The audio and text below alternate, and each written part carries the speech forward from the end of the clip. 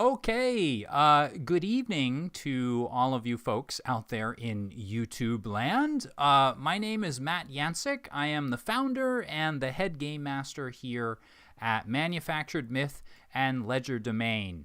And tonight on Roleplayer with 1,000 Faces, we have one of the RPG community's biggest crafters of miniatures and tiles. We have DM Scotty McFarland. This is a man who wields a glue gun like Picasso wields a brush. So he is the reigning king of crafting. I don't know if he gets a belt for that at all, and he's challenged every year or not. I'm not sure, but we'll ask him later on in the program. So for decades now, DM Scotty has been crafting really awesome creations for his sessions, and he actually realizes many of the characters and the creatures and the settings that the average role player can only imagine in their theaters of the mind, in their heads. And what's most impressive, and something I was telling him beforehand, is that he does this with none of the fancy schmancy, expensive materials that artists, crafters, and all of that might ordinarily think of, but just ordinary household materials. He also happens to run a YouTube channel, one that I have been following for quite a few years, called The DM's Craft, where he posts instructional videos to help people like me, the average tabletop crafter. So DM Scotty, this is not my show. Hello, how are you doing tonight? I am doing fantastic. Thanks so much for having me on, Matt. No, thank you for coming on. I do appreciate it.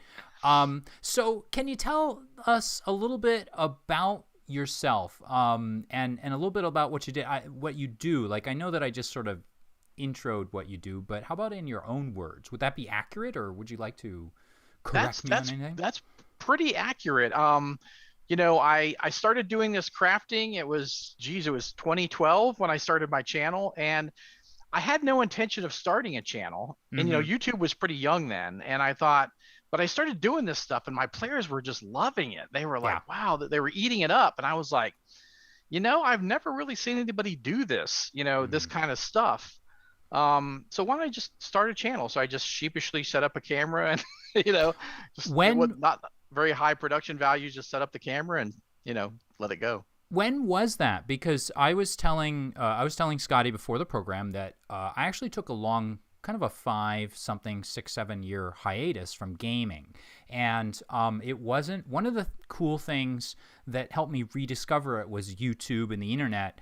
And definitely one of the motivational factors behind me kind of like jumping back into DMing, GMing, storytelling, and all of that stuff was finding your channel. And I think that was about 6 or 7 years ago. Was that about when you started, or had that been going on before that? No, it was in February 2012. Okay, so when I started. So something like 8. This is 2021. So something like 9. Oh my god! Yeah, I'm getting so old. Oh my god! 2012. That was like. Oh my goodness, that was a different. I know, world. I can't believe it. So then, how long? Well, before I get into kind of like the RPG stuff, were you so creative and crafty as a child? Oh, always. My mom would tell me that my teacher would say, "Oh, don't worry that he's kind of an average student because he's very creative and craft and artistic." So there'll be he's something got that going for him, kind of thing. Right, so. Right. That's the silver lining in all of this. I was never a brilliant student or anything, but she said they would always say, "Oh, he's so creative. Don't worry about him." Right. He'll create his way into employment someday. Into don't something, worry. Right? He'll find something. What kind of creations were you making when you were a kid? Oh, I used to, draw a lot, of course, and I loved, art, anything to do with art. We have a Dayton Art Institute here in Ohio, and right. My parents put me in that, and I got to experiment with materials I would never, ceramics and other things that I would never really get to do at home, as a kid. And so, all these different mediums that were just like open your eyes, right. as far as creativity. So yeah. I just all through my childhood, I was always making something or creating something, and I even did a lot of like Super 8 movies. Oh, cool. When I was a kid, I would do animation. You Right. know, I love Ray Harryhausen. He's a huge Yes. idol of mine. Um, I would do animation, mini sets, and all this kind of stuff. Well, it's funny you mention that because something just sort of clicked for me, and that is I often see those little stop motion things that you do for your videos. So it Right, kind of right, makes like a lot of sense. So right. is that primarily what you focused on when you were a kid, or were you thinking like there was something else you wanted to do, or were you thinking that you wanted to make a career out of like creativity and crafting? Yeah, like I say, I was really inspired by special effects in movies. Hmm. So I was kind of leaning that direction, but I'm a bit more of an introvert, so it's like, Hmm. um, that kind of career, you really need to collaborate with people, Yeah. and you need to get into the you need to get in there, you need to collaborate, you need to shine, and so it's a very difficult way to go, and so I never ended up taking that path. So yeah. So it's kind of strikes me. You say that you're an introvert, and yet you have a YouTube channel, and I you're know it's very weird. Yeah, it's very weird. I'm definitely less than as I've grown older, I'm less than I was when I was very introverted when I was younger. Mhm. But as I've grown older, I've grown less. And as you become kind of someone who people know and want to talk to, Right, you gotta get out of that shell. You gotta get out of that shell. So right. um, yeah, yeah. But Was there's still was that nervousness, that kind of that nervousness that you can get, when you do stuff. Can I give you a hint? Yes. Because I get that nervousness too. I'll give you a hint. What I do when I'm nervous and I'm doing a live stream, I picture all of my viewers in their underwear, just like Bobby Brady. It's so, and my guests too. Like it's just there's no limits. You can picture everyone in their underwear, and then you feel 100% better. You're like, why is everyone out there? Right. But that's just me, and I digress. Yeah. Was there someone like that kind of influenced you, or was there something or someone like? So we're talking about Ray Harryhausen and stop motion. Hmm. We're talking about like special effects, movies, and things like that. Was there anyone like in your immediate life that was maybe influencing you in this direction of creativity, or were you kind of on your own? Oh no, not at all. Most definitely my father. He is a huge fantasy science fiction, movie Mm, buff. And I fell right into love with that kind of stuff. He always encouraged me, like I said, the stop motion. He bought me a camera, and he would help me with film, and he always encouraged me to do creative stuff. And when I started playing Dungeons and Dragons, he never, he was one of those people that, oh, this is, right. I was during the satanic panic, right? Perfect So time for it. It's right, the I was best time. right in that, so it was like there was none of that,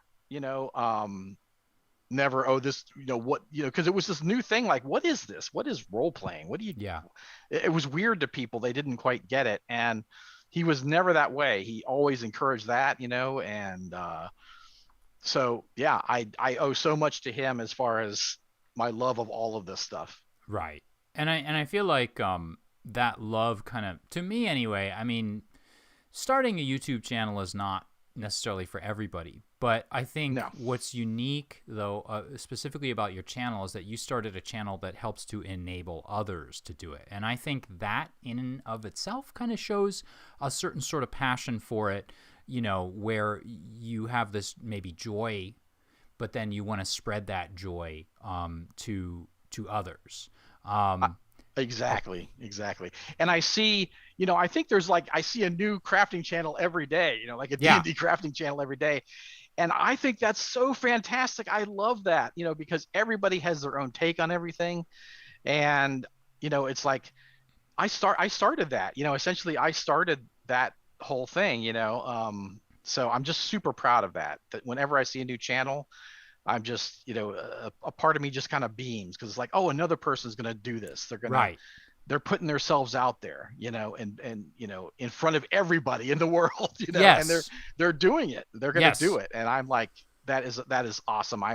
If I was any inspiration in that, I am just so happy about that. Well, you were definitely for me, like at least 6 or 7 years ago, like I said, when I was jumping back in, or oh my God, like 8 or 9 years ago, or whatever it was. I don't want to talk about that part. But anyway, somebody just mentioned in the chat, actually, it's kind of funny. Dungeon Matron just said, we don't have to picture the viewers in their underwear because it's streaming. They actually probably are in there. Statistically speaking, most people are in their underwear right now watching at home. But I was going to ask you then, you mentioned when you first got into D&D was at the height of the Satanic Panic. A wonderful, delightful time to be getting into D&D for any number of reasons. What was it that maybe you first picked up, or what caught your attention? Did you play in someone else's game? Did someone mention it to you? Did you meet a person in a dark alley that was like, hey, kid, here you go. You want to buy some D&D? Yeah, that's a great question. It was probably through advertisement. It was probably through some I would read comics or whatever, and it's like, oh, here's Dungeons and Dragons. They'd have those advertisements in comics, or occasionally on TV. It was probably just through some advertisement, and it was like, wow, I can essentially make a movie with my friends, without any Yes. budget. It can have the biggest budget in the Yes. world without Right. any real money. Right. And so I think that was kind of what attracted me to it. Yeah. It's funny that you say that, because I was just thinking a couple days ago about this, and just like you said, what you can do is, I mean, every week you can actually not just make your own movie, but you participate in your own movie. You choose your role, you choose like the genre, you choose the story. You can, if you're angry at the DM or GM or whatever, you can change the story, you can inject your own ideas into it. And I think that that's actually something that's really like attractive about it in Oh, general. I would agree. And like, there's nothing like it. Think about it. There is nothing Mm. like that. I mean, the closest thing would be like video games, but even video games fall so far short Yeah. from that, because you can do A or B or C, but you can't do, D, E, G, F, K, Z, you can't Right. do, you still have a limited thing you can do in a video game. Yeah. Video games have that kind of visual fun, but they don't have that unlimited creativity that playing at the table does. And I think that is my biggest attractor to the game, that everybody contributes, Yeah. and it makes a whole something that maybe I didn't even guess was going to happen. Right. Well, that's Yeah, like that's the secret, right? Like when you're it DMing is and the secret. somebody just looks at one player looks at the other, and they're like, "Can you believe that Matt came up with an idea like this?" And I'm thinking, "Oh yeah, yeah, that was my idea. Sure, that's exactly the way I planned it to go." Because What the players will come up with the worst things than you could ever possibly come up They with. do all the heavy lifting. I just have to stand there and provide like potato chips and soda, and they'll take Exactly. care of the rest. Were you primarily a DM, or were you a player, or like when you started out? And I'm assuming because your title is DM Scotty, you consider yourself primarily a DM. But like when you started, did you just sort of leap right in and do that? Yeah, actually I did. Because I had the books, I knew the rules, and so I got all my friends to play, and so I just was kind of that role. Now as I've gotten older, I've gotten to play a lot more. Mhm. I still DM more than I play, but I've gotten to play a lot more, and I love being a player too. It's so much fun. I think there's a lot to be kind of learned from playing. Like, as I don't know about you, but I whenever I play, I'm always looking for things to kind of steal, and I'm also kind of observing my own feelings about what's going on. So I'm always kind of thinking like, maybe I should do something like that in Yeah, one and of it's my great to see games. it from both sides. If you're Right. the DM, you're not necessarily seeing it from the player side, but if you're the player, you're seeing it from their side, and you're that side, and so really helps you be a better DM or GM. Yeah, I agree. Yeah. Are you like what games do you primarily play? I mean, I assume because you're a DM, it's Dungeons and Dragons, but not Mhm. necessarily. Right, right. It's funny, the DM story.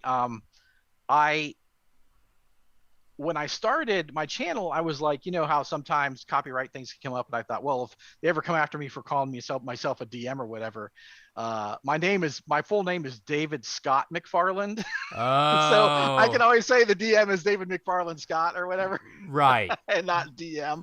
right. But but yeah, um, I really play all kinds of games. A lot of people like to play Dungeons and Dragons, so I'll play that quite a bit. But I'm also working on my own system called DM Scotty's Easy D6 system, Mm-hmm.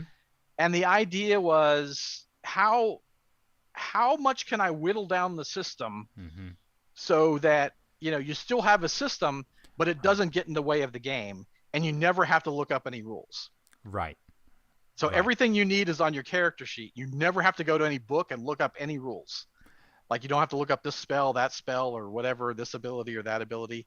And I whittled it down. And what I find with that is I wanted it for convention games, for one Mm-hmm. thing, because they're a short duration. You don't want to be fiddling with rules, right? The more you fiddle with rules, it's taking you out of the story, it's taking you out of the game. Um, and and the system like just gets out of the way. Like Mm. it's so quick to do like judgments and what you need to roll. You just Right, tell them what they need to roll, right. and they roll it. There's no looking up anything. There's no anything like that. So my games actually get the players get so excited, Yeah, like the excitement builds because the game isn't getting in the way and stopping the game down. right, You know what I'm right. saying? It's interesting that you kind of mention that too, because I I'm kind of a big proponent of that. I do recognize how crunchier systems can be lots of fun because I kind of see, to me, I see a lot of fun in both. But as probably most of my viewers know, I'm also a teacher, so I'm often introducing these games to kids in fourth or fifth grade, and it's a little easier to access for them. So would you say that like your style and your approach to the game is to sort of try to immerse your players as much as possible and drop like rule stuff and things like that? Anything that gets in the way of the story, maybe? Yeah, I try to do that. With D&D, you've gotta shut down sometimes and look at a spell or something like that. But the big things that I find work best for a game Mm-hmm. are, I mean, there's a million other things, but these things are super important, I think, to a game. And one is pacing.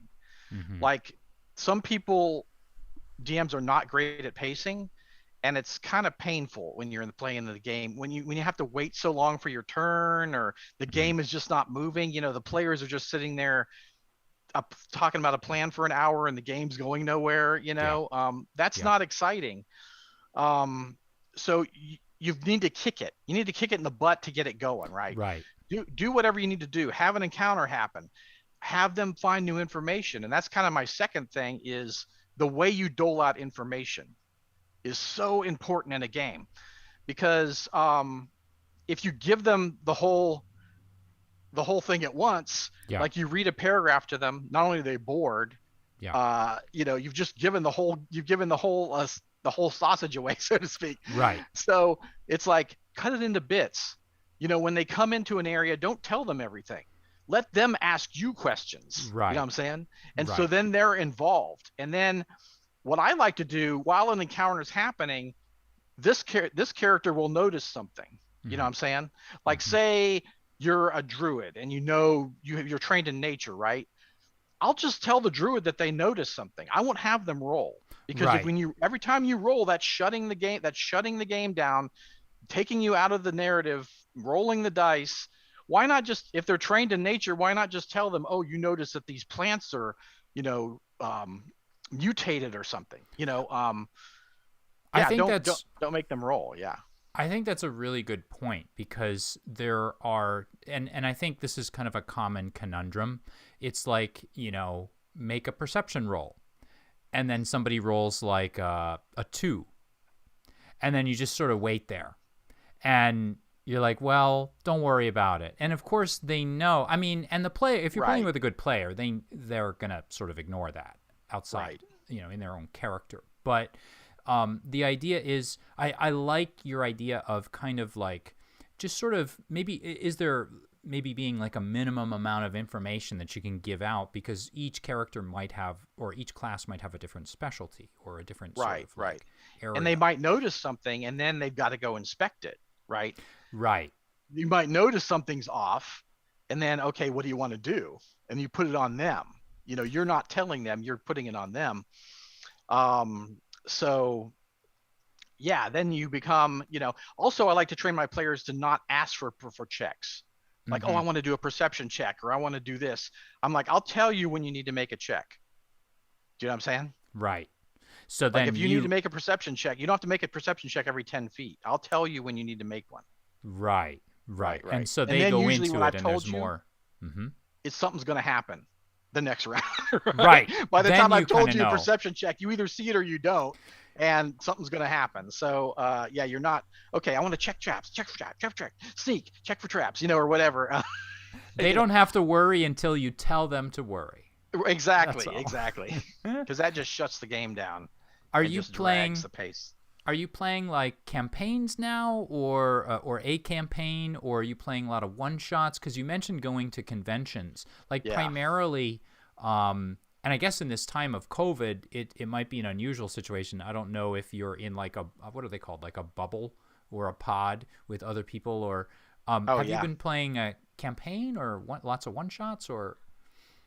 Well, I would run a lot of one shots at conventions, but of course that's all shut down. That was shut down this last year, so which was really sad. It was so much fun, and I had a lot of conventions scheduled for last year. I can imagine. And it was like they all got shut down. It was so sad. But I have been playing online, and you just have to adapt. You just have to adapt to playing online. Now it's interesting.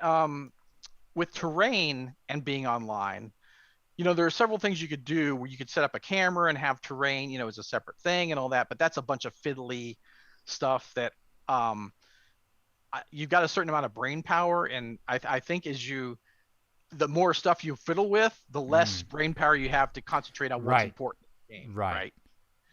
So we have a certain amount of RAM. So what I like to do online is actually not have like strategic maps and type things. I generally don't do that. That may seem kind of weird, me being the terrain DM, but I don't do that because online it seems more like a board game than it does in person. You know what I'm saying? Yeah. I know it's a weird distinction. When I'm doing it in person, it feels like a miniature world that's happening in front of us. And I try to make it as less board gamey as I possibly can. Right. But online, when you're looking at a top-down map and you're moving your token around, it's in a square. It's like very board gamey, and I just don't like how that takes you out of the game. Now, what I'll generally do is have like a picture of a setting, like, oh, you're in this area, and I'll give you like a picture, and then I might have tokens just to mark, your hit points and all that other, other pertinent information. And I may have zones, like here's a zone over here with a bridge. This zone is this zone is that, and that's it. I won't do like the top down maps.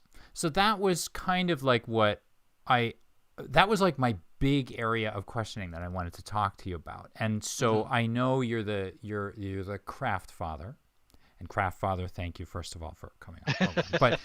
But I wanted to know how COVID has been, or more specifically, how shifting to online has affected like the gaming style. And actually, to me, what you mention here kind of makes me think, and you can correct me if I'm wrong, but it makes me feel as if, even though of course you are using the tiles and the minis and all that, and I assume you're a big proponent of these things, they're primarily for the atmosphere and the mood and sort of like your imagination, and not necessarily. And again, you can tell me what you're doing here, but you're not necessarily, when you're using them, you're not like measuring out, okay, 6 inches equals so many feet and like 2 inches equals this and that. Would that be fair to say? Oh, totally. I'm very liberal. I don't put squares on my terrain. I'm very liberal with how you move. Um, you know, terrain is great for the tacticalness of a fight, because some people are very visual, and Yeah. the description, they're like, where was I? Who's where, what's going on. You can get lost, and when you look at a table, you know exactly where everybody is, what's going on. So that's what's great. And so I don't necessarily use, tiles and terrain for everything. So I might be like, if you go into a city or a town, I'm not going to set up every building and like, oh, you go in the potion shop and you go, and I know some people like to do that, but I don't. I just theater the mind all that stuff, because that's not, you don't really need to tactically know who's where, right? Even in a dungeon, I won't necessarily set up all the hallways. Oh, you move down this hallway and then you Right. turn right and then you move. I Right. might say, oh, I might have them make a few checks to get through this labyrinth maze of tunnels, and not even put any terrain down. And then when they get to the encounter, or, something happens, then I'll put it down and, we'll start the encounter. Was this something like, so was this something that you started doing early on when you were DMing, or was there a moment where you're like, you know what, like I could have like really done a better job if I had like a representation of where people were? Like, when did you start using terrain and tiles and all Right. that? It's funny because I used it really early, although I didn't make my own. There Mm-hmm. was a set of tiles that I got when I was like a kid, and I was like, oh, this is really cool, because I love miniatures, and I started using that, really early. And then I hadn't played for years, and when I got back into it, we were just doing total theater of the mind, and I'm like, this would be helped by some kind of terrain, something, but I don't want to spend a lot of time. I don't want to spend a huge amount of money, on it. What can I do? And that's when I came up with my 2.5D, which is the simulated walls on the Right. tiles. Right. I don't even do the simulated walls now for my Tilescapes version. I just use the tile. The edge of the tile is the wall. Right. Because walls to me are very problematic. One, they don't add much. They don't add much value. Unless there's something on the wall, and you could even do just a piece of the wall with something on it if you really needed it, right? Right. Plus it just blocks line of sight, because you're sitting at the table. In a war game, you're standing up generally, and you can have that huge crazy terrain. Yeah. But at a tabletop game or a RPG, you don't want to keep standing up. Right. And walls make it not only hard to reach in there and not knock everything over, you can't see anything. If you're sitting Right. down eating your Cheetos, you can't see anything. Right.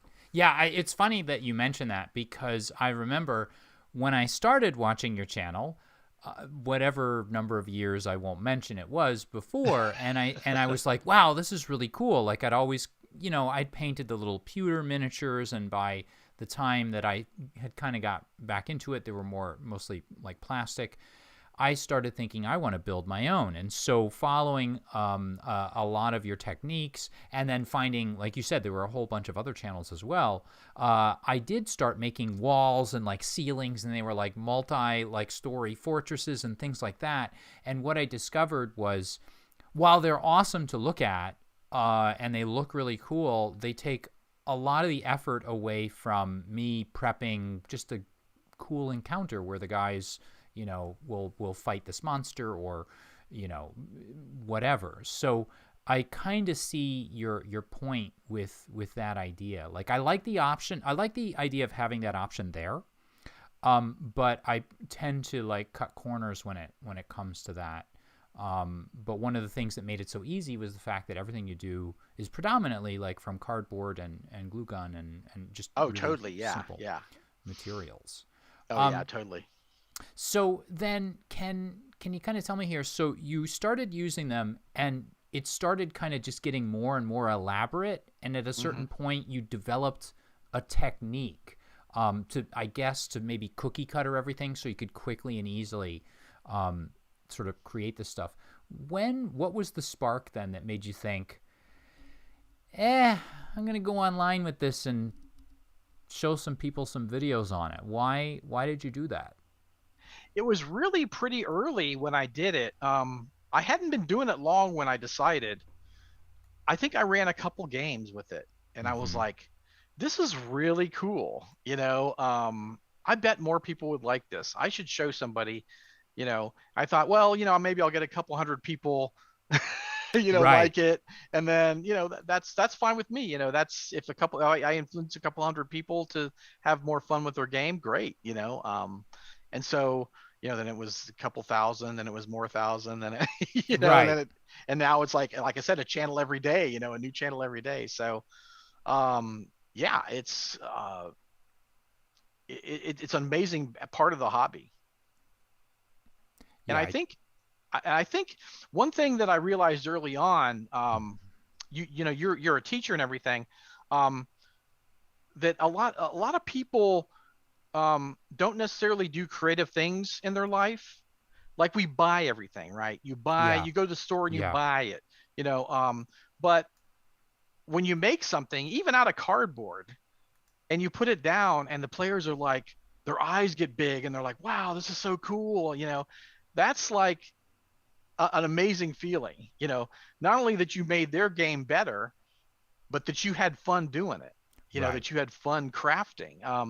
And I think it gets people back to a thing that people need creativity. They need to be creative. They need to be artistic. They need to, and if you have problems, you're not thinking about your problem, that you have. You're thinking about, how do I make this cool? You're thinking about Yes. the craft. You're totally focused on the craft, and it's very relaxing. Crafting is very relaxing.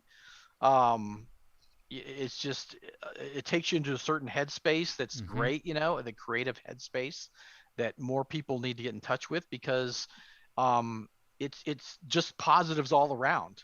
It's stress relief. It's you made something, that feeling of, I made something, Yeah. you know um Yeah. so I I just think all these things.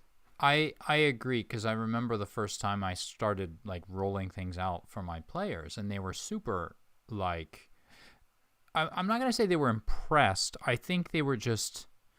I think they were sort of filled with happiness, and they're like, wow, here is what we can sort of picture, and he put this effort into it, and he did this, and now I can kind of move around, and what a cool like way to sort of visualize what was going on. And I will also say that, I mean, my memories of when I started my own crafting for my own games, I mean, just like you said, I would wake up, and then I'd go for a run, I'd come back, I'd put on one of your videos, and then I would find something like, I'd be like, okay, I want to learn how to make like doorways or whatever. Or I want to learn how to make, the just stone tiles. How do I do that technique and take the sponge? And it was very meditative. And before I knew it, I had watched like the entire Star Wars trilogy in the background, and maybe I was halfway through Lord of the Rings, and I had stacks and stacks of tiles in all different like shapes and sizes and colors, and science fiction and fantasy and all of that. And I felt like, I started sort of racking them and putting them on my wall, and all of that. And just like you said, it's sort of like hypnotic in a way, and therapeutic. I felt like better. I felt like I didn't waste my. I know it seems odd to put so much into maybe a game, maybe not for you, but maybe to like the regular non D&D players out there. But like when you have something at the end of this, it really feels like therapeutic, and it feels like I have created something, I think. I agree, and it really, that it really fuels for me that, that movie director type thing. Like, I've made a set. Here's Right. the set we're going to use. In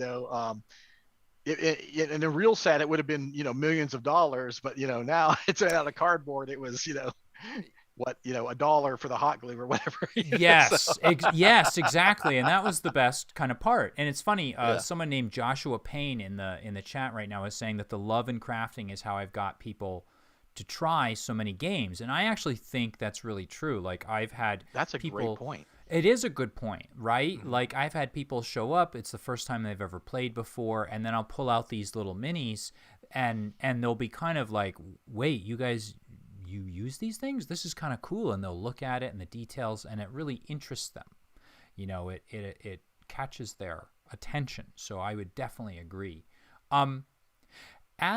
As a DM though, you've kind of mentioned this analogy with like being a director a few times. Do you sort of see your role as a director, or is it a little different than being a director?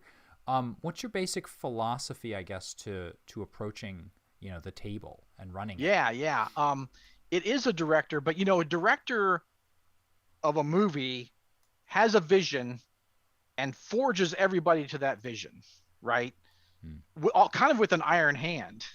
Yeah. Right. Yeah, it's and true. if you're gonna if in a collaborative art like that, where all these pieces have to come together to make something, you've got to be very stringent about the command structure and all this kind of thing, right? Yeah. I'm doing it to the military, but I mean essentially it is.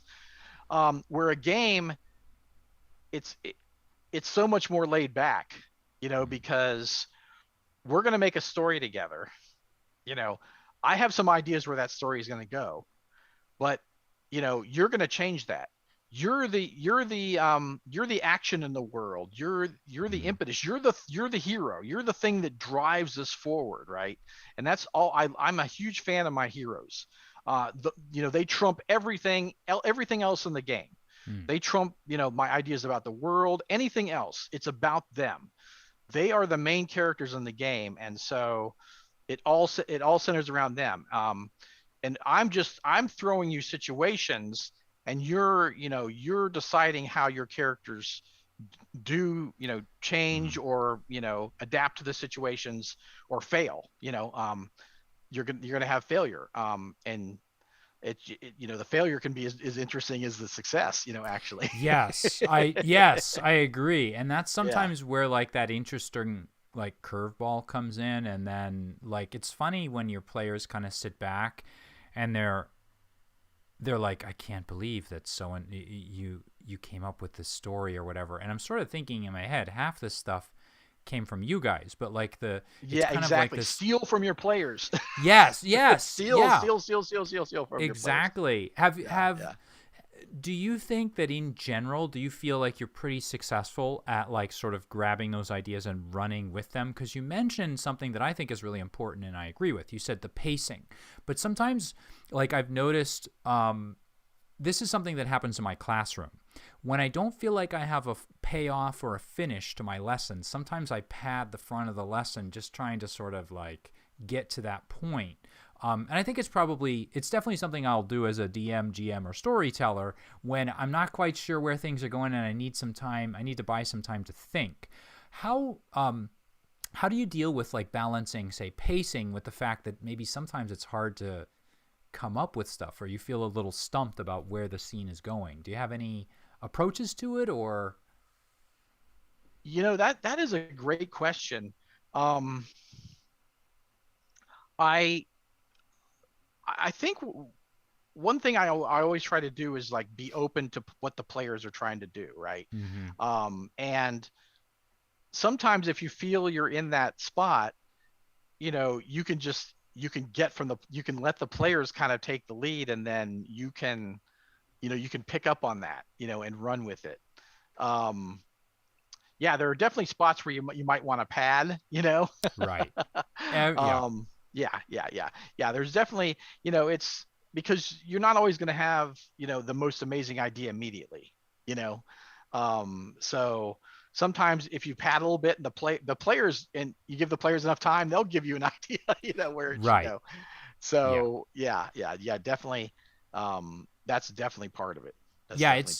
It's interesting the way that I will often, like you said, I try to draw and maybe listen to my players a lot, because if sometimes there are little kernels like that maybe they said half an hour ago or something they joked about 45 minutes ago, and you can kind of like pull on that little string, and then suddenly that sort of opens things up for Totally.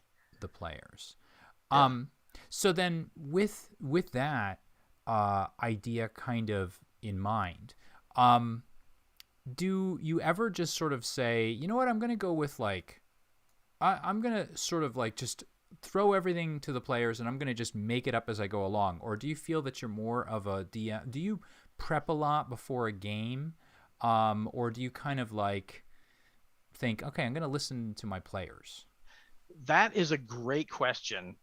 Um, I am not a just throw it up in the air and go with it type of DM. Mm-hmm. I need to have a plan. So, I mean, I know there are a lot of DMs that can do that, just wing it off and Yeah. have a good game. But I find that more often than not, when you just throw it up in the air and just see where the cards land, you don't get a great game. Mm. Um, unless you have amazing players, or they're Yeah. totally on or whatever. Yes. Yes. Different players have different skill levels, different comfort levels with RP and all this stuff. So I find that, I like to have a general plan and kind of more story points than like A to B. You know what I'm saying? Like Mm-hmm. from going to A to B. Depending on how the players approach it, they may go from plot point A to plot point D and just bypass, B and C, which is fine. So, so I like to think of games that way. My prep is that way. Okay, this is what's going on. This is what's going on. This is what's going on, and then the players can change it or manipulate it or subvert it or whatever. Right. Any way they do. But I find that a no plan game are not good games for me. I need to have a plan. Yeah. Yeah. I feel very similar. For And pacing. Yeah. yes, Yeah. Yeah. to me, like, so what I generally do is sort of picture a game as being like a circus tent from the side, and there are usually like three big poles, right, holding it up, and I sort of see the game as proceeding in these arcs to the highest pole, and then just suddenly that's the climax, and then falling. There's a really interesting comment actually from Dungeon Matron in the chat, and they had mentioned, they said that they asked their players to do a recap of the last session. And what Dungeon Matron is saying is that their perspective may be different than mine, and it helps them to come up with, like, I'm assuming it helps them to come up with ideas as far as like how to twist or change things. And so I actually agree with that. I do too. And then you have perceptive. You have kind of, you've had time to think about the last time. And when you remind everybody what happened, you can see the bigger picture. Right. Of the game. Yeah. Yeah. And I also use that time, like at the beginning of my sessions, to try and clarify things. Maybe Mm-hmm. sometimes there's a misperception or something they have wrong that I decide, oh, actually, I'm going to use that. I hadn't thought about that. But sometimes there's one that's definitely going to send them off on the wrong trail, and I feel like, well, as their character probably realistically would have, they just misunderstood what I kind of said with that. So, I agree with that. Yeah, I agree with that. Mm-hmm. So then what will you usually do? Do you have like a little outline, or do you draw a flowchart sketch or something like that before the game and you have a rough idea of what you're going to do? Or I usually just do like a crude outline, of the idea of the session, that kind of thing. right. So maybe notes for encounters or something like that. And then are you like thinking about, okay, I'm going to use this set of tiles for this, and I'm going to use these for that, and you kind of have an idea of when you're going to be bringing them out? I do. Yeah, that is a good question because terrain is different is different than theater of the mind. You've got to have more stuff ready, right? So the prep includes the terrain. So what I like to do is have a staging area, and I'll stage some stuff ready to go. I'll have the enemies ready, maybe in a pile or something, and I'll have the terrain maybe roughly set up on a tile or something, and then carry it out, set it on the table. Sometimes what I'll do is I'll If it's a break time, everybody go potty and go get some Right. snacks, and I'll set up the next scene. Right. That works pretty good. But you don't want to do that every time you change tile, you change Right. tiles. I know. But yeah. If it's a big set change or something, you can do that. Yeah, Well, that was one of the initial problems that I had, like, was that sometimes I would build things so large and elaborate, I would have to put them like under a tarp, like the DeLorean in Back to the Future, and so yeah. my players would be like, well, we know something's going to happen later on. So at a certain Right. point, I was like, okay, I have to break this down like smaller. Do you have, like, I guess you've pre-prepped and you know what tiles you're going to use, and you're kind of thinking about that, Right. and what you're going to bring out like Yeah. later on in that Right. case. Right. So then with kind of like with that idea again in mind, are there any times when you're kind of like, you know what, maybe no tiles tonight? Oh, Or is it like, yeah. No, it's not always tiles. Yeah, sometimes we'll do theater of the mind. Generally, I will use some kind of terrain in a session.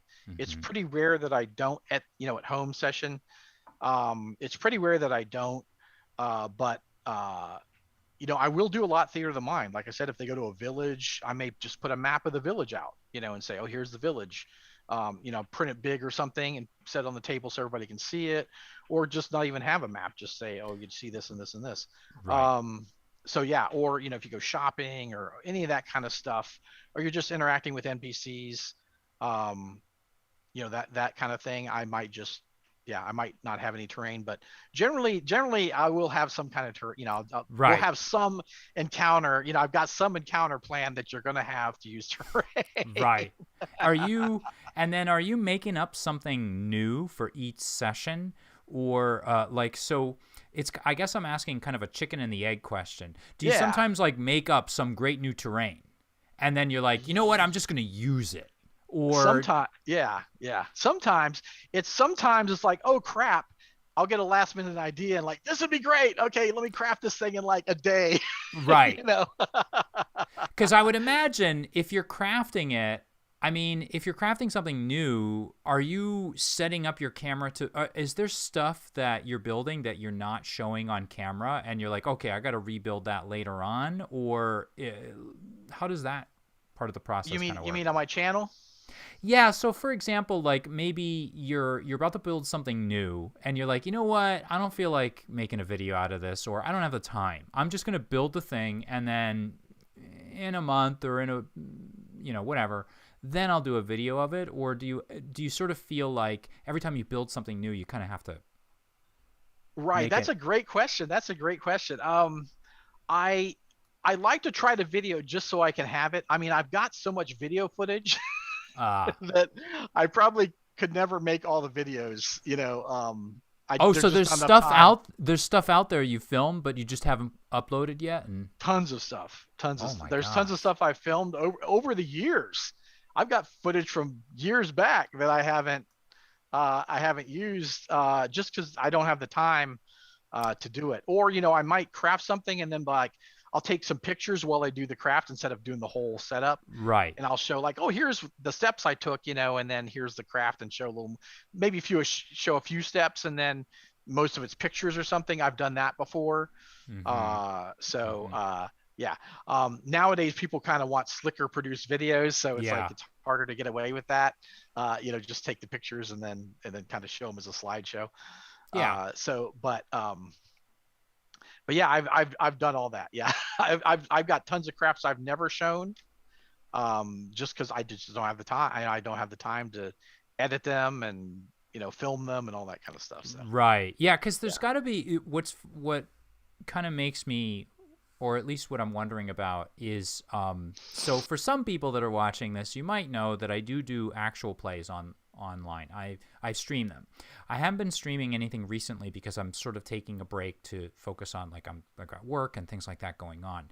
But one thing I kind of noticed, and I'm wondering if this happened to you, one thing I noticed is that at a certain point, it started to feel a little bit like a job, and some of the fun was taken out of it because I felt like, oh, I have to do it at this angle, or I have to do this effect, or I have to do, Have you felt any of that at all? Have you ever been like, I need to take a break from this and just play to play or build to build? Yeah, I have. I was really heavy into production and everything, and um, the craft was doing great, and there are more and more people getting into it, and I had a series of operations where Mm. I was having retina detachment, Mm-hmm. so I had to do those, and basically when you're recovering from those, you have to lay face down for like a week Wow. because Okay. a bubble holds an air bubble holds the retina back against the eye. Oh, But you have to be wow. face down. You can only get up like every, be up for 15 minutes to eat or something every certain amount of time and all this kind Yeah. of stuff. Yeah. So it's pretty grueling. And um, yeah, after I had some health issues, I was like, um, I was thinking about it. I was like, this is kind of becoming more of a job than I really want it to. Mm-hmm. I Mm-hmm. I never want this to be a task or grueling. Yeah. So I slowed down quite a bit. I still produce videos, but I've slowed down quite a bit, um, because I don't want it to be like, think of it as my job, because I Yeah. love it. Yeah. I love this stuff, and I don't want to ruin it. So yeah, I totally see what you're talking about. So is there this is shifting gears a little bit, but I wanted to know, are there two or three different tools? What does your workshop look like? And like, are there two or three different tools that you must have? Like if I dropped you on an island with a certain kind of desk, what would that desk be like? And maybe three or four tools, and you could only craft on that desert island. What would you need? What are the necessities? And I gave you an Well, infinite supply of cardboard okay, yeah, right. and Hopefully there and wouldn't be glue a sticks. I'm assuming, but You're right, exactly. Hopefully there wouldn't be a typhoon, so my cardboard wouldn't get wet. right, right. But yeah, I would want a cutting mat on that desk, Mm-hmm. because you need something to be able to cut on. Um, either a razor knife or an X-Acto knife. I'd want that. I would want my glue gun. I got to have my glue gun. And of course, I'd have to have some kind of power source, so I'd have to have Right. Well, I'll give you a that. coconut, Uh, Professor Coconut right. generators. You could have. I'll give you I Gilligan could be on pedaling on a coconut bicycle generating electricity, and a hut with Thurston Howell the Third Yeah. in it. And Go ahead. I Mm-hmm. love Elmer's glue all. I love to use that a lot. I use that quite a bit in doing like paper mache type stuff. Uh-huh. Like I use toilet paper and paper towels, soak them with water, put the Elmer's glue all, like a 50-50 solution on it, and they become stuff becomes rock hard, and it's great for doing all kinds of, from creatures to hills to rocks to, all kinds of, I've done all kinds of stuff, trees. I've done all kinds of stuff with it. So that stuff is, I love Elmer's glue all. That's another one of my big crafting materials. Yeah, I think Uh, I picked that up or learned that from you yeah, because I remember yeah, seeing some videos where you were talking about that. yeah. I use it quite a bit. Cool. Well, let me kind of ask you. We're starting to run out of time here, but I wanted to ask you a few more things. How's it Mhm. been? Like you've mentioned several times, like you enjoy like inspiring others and all of that. How's it been like collaborating with others? I know that you have QuestGiver, and can you tell us a little bit about what you're doing with that and maybe other collaborations that you've been working on? Yeah. I mean, yeah, if people reach out to me from the community, I'll gladly collaborate with them. Because I want them to succeed. I want them to have fun doing it, and I want to spread the word. And if I can, spread the word a little bit for someone who deserves it, then Hmm. that's great. And I think everybody, everybody deserves it. If you put yourself out there, Right. you deserve to be supported.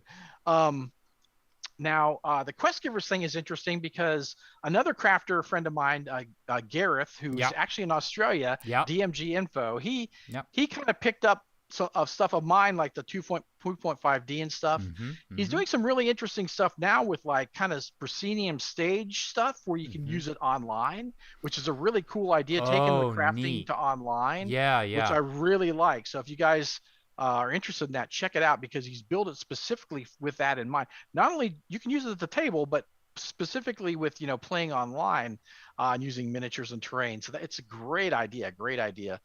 So I love that. But we've been friends for a long, long time, and he's really creative, and he thinks along the same line. He's dimensioned along the same lines that I am, as far as like creating, storylines and that kind of thing. So we thought, oh, let's do, write modules together. Let's do something where we do that. Yeah. So we started Quest Givers, which is like videos talking about, DMing, not really crafting. We have some videos on miniatures and stuff, but it's mostly like DMing and GMing. We talk about things that aren't necessarily, the list of 10 paladins or whatever. We try to do the more stuff that a little more out there, maybe, that most channels aren't doing. But yeah, we did a successful Kickstarter, so that was fun. Yes, we did the North Road. Oops, it's kind of. There we go. Almost. Yeah, it's trying. I'll put a link to it in the description. Okay. And yeah. Oh, there we go. The North Road. This is a 434 page. It's an entire campaign. It's got art, terrain pictures in it that I've done. Love it. So all kinds of great stuff, and it's laid out in a way that makes it easy for a game master to find stuff, because most modules just block text. That's it. There's no, we have it, broken down in different boxes with, who says. We have a dialogue, so you can, when you have an NPC that's like a neutral evil, you don't really know anything except that they're neutral evil, right? But if you have dialogue text from that NPC, you kind of immediately pick up how to do them, how to play them, right? Right. You know how they speak, what they're going to talk about, their mannerisms and that kind of thing. So I really love that, and we packed all this in this book. It's like 12 modules in here, and that's impressive. 4 quick quests. So it's huge. And I've run it before, but I'm running it again with another group, and we're having a blast with it. We're about halfway through it. We're having a blast with it. So check out Quest Givers. So you're running with different groups, even at the same time. That actually doesn't surprise me, because I was going to say something about this is and Dungeon Matron is saying get it in big letters. It's awesome, and actually I definitely can see that. I can definitely believe that. There's something unique, I think, maybe about you and the other, because I know that there are quite a few other crafters out there that are kind of like kings and queens of crafting. Definitely. And there's something kind of unique about the community, and that is, I feel like it's very positive. Like, even looking, and I apologize to people that are speaking up in the chat. The truth is, this is not my profession, so I have a trouble sometimes, like, keeping track of who's saying what. But I am looking at what you're saying, and what's interesting is that people are very supportive. They're very kind. They have a sense of humor about it. And that is something I think is rare. And I just wanted to tell you, Scotty, that one of the things that attracted me to your channel was how, and maybe it's the teacher in me, but I think it's also the human being. I like the fact that you're so positive and you're so interested in collaboration. So I know that you've been, you also have you're on the Facebook page where you co-run that, the guild and all of that. And what's funny is I just see a lot of really positive stuff, and it's kind of like sometimes you turn on Facebook and you're like, oh, what am I going to see? But the stuff from that page is very positive, and the communication that I see in the chat right now is positive, and they kind of like have their own thing going. They're helping each other out even as we're talking. I don't know if that's a good thing or a bad thing for. Yeah, that's what's great about the community. Yeah, it's really, constructive criticism is what most people give, and it's I don't even know if I call it criticism. It's more like help. It's constructive. It's constructive criticism. Constructive it's critique. Yes. Well, maybe as a final question here, and I don't want to put you too much on the spot, but I was just, and I do want to say I send my questions to my guests beforehand so they can do their homework. To help them out. I was just wondering, is there some, like, if I gave you an unlimited budget to develop whatever you wanted to develop. Like, it doesn't even necessarily have to be role play related, but it could be anything. What is like maybe your dream project, or what would you love to sort of create? Yeah. Unlimited. Yeah. I don't know if this would be practical, but I've always thought it'd be cool to have miniatures that are more in pieces, so you can create them, because you might get a miniature and then there's like 10 orcs that are all standing the same. Right. Right. Like, or like you could buy like a character box that had like your starting fighter, and then you could have 3 or 4 different miniatures that would represent your fighter as they, and they'd have options in the box, like, dragon helms and all kinds of other cool armor and weapons that would be, as you level up your character, you could actually That's an level up awesome your model. idea. That's so I cool. thought that'd be pretty cool. I like that. So the idea is that you would buy maybe a base kind of skeleton. I don't mean literally, but like a basic character. And then it comes with, maybe you could buy like the same scale of like, backpacks and swords and, all the supplies that they would carry around. And as you're going, that's a great idea. That's a great idea, because we all have minis of like our character in one certain state, but to watch our character kind of develop. Yeah, it's fun. It's fun. It'd be fun to do that, to actually change your model of your character. I just think that'd be a neat idea. I like it. Well, Scotty, I thank you so much for coming on the program. I just want to let everybody know, I always say this at the end of my program. I pick my guests based on the things that I have like on my shelf, the things that I have around me. I just sort of look around and I'm like, who do I want to talk to? And I don't have them on my shelf over here, but in my workshop, I have tons of like stacks and stacks of tiles that I made based on your techniques. So thank you for inspiring me in that way. I do appreciate it. Oh, so glad to. And, I love, seeing people to get joy out of this. I really do. Absolutely. And to those of you who are watching at home, if you liked the program, please do think about liking and subscribing. And I think nowadays you have to like hit like a little bell or something, I'm told. I'm not super savvy. So maybe if you have a bell in your home, just ring it. And that somehow, I'm told, will help me out. I would appreciate that. And for anyone I didn't actually mention in the chat, I'm sorry about that. I'm still learning. But I appreciate your viewership, and I hope to see you all again in the next episode of Roleplayer with 1,000 Faces. Everybody have a very good night. Thanks, everybody, for stopping by.